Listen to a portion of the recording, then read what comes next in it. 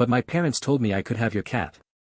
I have an entitled person story that happened a couple of years back. I had put this in a YouTube comment when a story reminded me of this. I'll be able to structure it better here. Some background. I have this gorgeous cat named Sophia. She is a Siamese-colored calico with brilliant blue eyes which are crossed like a Siamese cat's would be. We literally just call her a Siamese calico. She's fairly small though fully grown, so she looks very young. My dad had gotten her from a neighbor who was sending her to the Humane Society because he was moving. We don't like sending unwanted animals there knowing the place is struggling with the ones they already have, so we usually take the animals in and find homes for them. Sophia, however, was different. The moment she was placed in our home was when we realized she would have to stay with us, not because she was too beautiful to let go, but she was highly antisocial. Not in a violent way though. She was very skittish and would flinch and bolt any time someone went near her, almost as if she expected us to hit her. I had a hard time getting her to eat as well. Before I could ask for her history, as I really didn't like seeing her flinch like that, the neighbor up and vanished. I feel like whoever owned her before did not take very good care of her and most likely antagonized the hell out of her. Whatever. I took it upon myself to help her open up. I usually raised kittens to be some of the most loving little things you would ever meet, and I hadn't taken on the task of trying the same methods on an older cat yet. She had to be about 2. It took me over 6 months for this girl to open up, mainly to me as I was the one doing everything I could for her,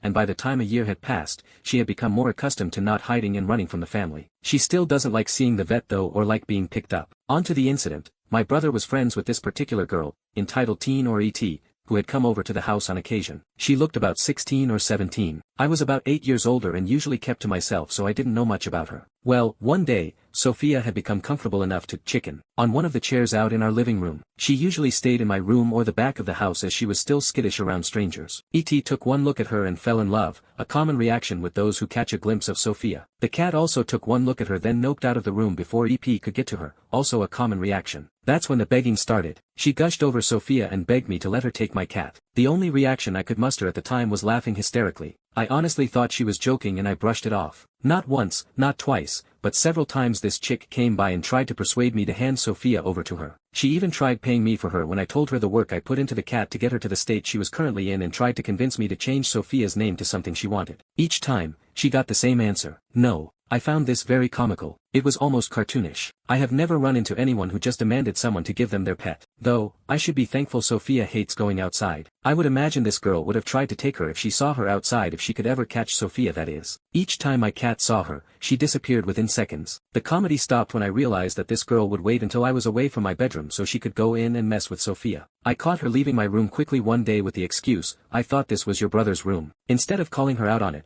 I asked her to stay out and started to lock my door anytime I left with Sophia inside. At one point, I caught her jiggling my door handle when I was coming out of the bathroom. She probably thought I wasn't home and she just tensed up and ran off. I told my brother to tell her to knock it off, stop chasing my cat, and to keep away from my room. Then came the final straw. She started to use guilt tactics. Below is what was roughly said, as I don't remember it word for word. I was busy doing something when she approached me. E.T. with a fake sad sigh: "Sophia doesn't look happy here." Me: "I assure you she's pretty content." E.T. "Maybe she'd be happier with me. My parents already said yes." Me: "She's fine where she's at. If you want a cat, the Humane Society has plenty of them that need homes." E.T. "No, they said I can have your cat since you said you were giving her away." Me: "I did not say I was giving her away. She is my cat and she's staying here. Besides, I'm still working with her." At this point, I was getting annoyed. This chick was adamant, and what patience I had left with this girl was wearing thin. What she said next shocked me so bad that it threw me into a blind rage. It was something along the lines of this: "E.T., in a demanding tone, maybe she shouldn't be with someone who doesn't care about her happiness. And I don't see any improvement, so that tells me you are the issue. Give her to me now and I won't tell anyone you mistreatment her."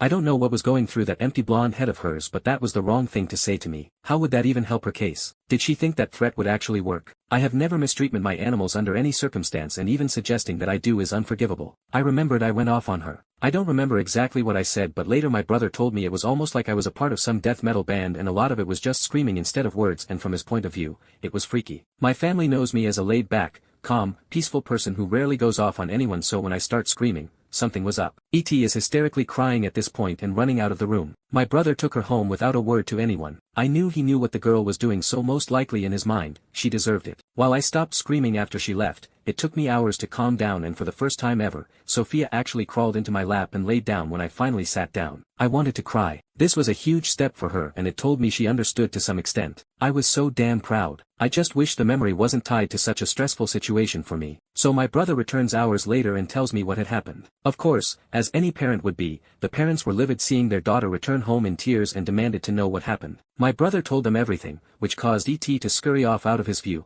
possibly to avoid questions. Thankfully, once it was out that E.T. had been badgering me about my cat, they were pretty understanding about it. Seemed E.T. was badgering them for Sophia, but they told her no as the mother was allergic. I was so relieved hearing this, as I had been trying to mentally prepare myself for a round 2 with her parents. My brother said they were disappointed in her behavior and wanted him to relay an apology. God, imagine if I did give her Sophia. E.T. was banned from the house, and even if she wasn't, she stayed pretty far away. My brother had severed ties with her, but we still catch glimpses of her around town every now and then. Hopefully, she learned her lesson, but I doubt it. I know some hard-headed teens who do the same thing twice and don't realize that all it takes is the wrong thing to say or the wrong person to mess with. Currently, Sophia is a total cuddle bug and my hobby buddy. She'll curl up in my lap while I'm playing video games or writing, or sit there on the table pretending to be one of my skeins while knitting. Where she was completely silent for years, she's now very vocal, can identify the milk jug and chases whoever has it, and asks for treats. She's almost completely out of her shell. I say almost, as she's still skittish with new people, but if that's the exchange then so be it. I'm not much of a people person either. She's cuddling behind my laptop as I write this. I would not give her away for the world. Edit, meant to put pics in. Here she is. Finally got a good pic of her eyes.